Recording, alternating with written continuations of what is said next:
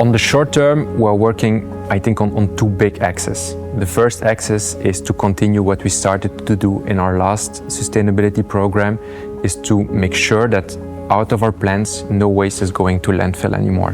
We are aiming to having zero waste to landfill by 2025. We did 70%, we only have 30% to do. I think most of our plant managers will agree that the 30% that are still there are probably the hardest ones to get rid of. But we see very nice examples, like for example the plant in Simbach, which is our wood wool plant, where we see that they took some of their waste streams, they sent it to other of our plants to see how it could be recycled. That's from the plant's perspective, but we also completely open to the market. And when I say to the market, it's about construction and deconstruction waste. There we see a complete paradigm shift, I think. A few years ago, we almost never received questions to take back construction waste when products were delivered and installed and the cutoffs landed into the landfill. Today, our customers are coming back to us and say, well, we have a few leftovers after the construction sites, could you please take them back?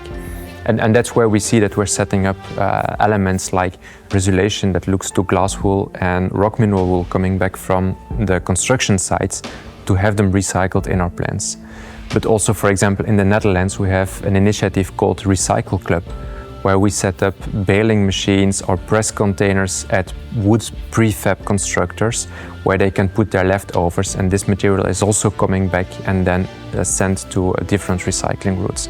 So we see that step by step in the different regions we start setting up services to take back this waste coming from construction sites. And it's something where we need to learn. These are all pilots we are setting up, but what we see at the same moment is that the demand from the market is increasingly growing. So this will be a must-have service within the coming years, and we see that in the different regions of the group. In parallel to that, we also look to deconstruction waste.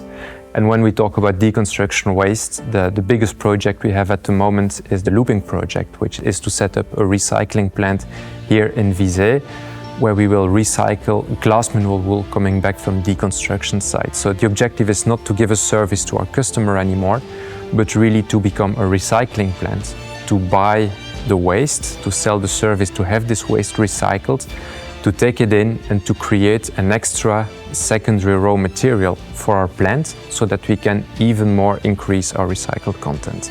So two different perspectives. Construction sites, we offer an extra service. From the deconstruction side, we really become part of that recycling business to create our own secondary raw materials.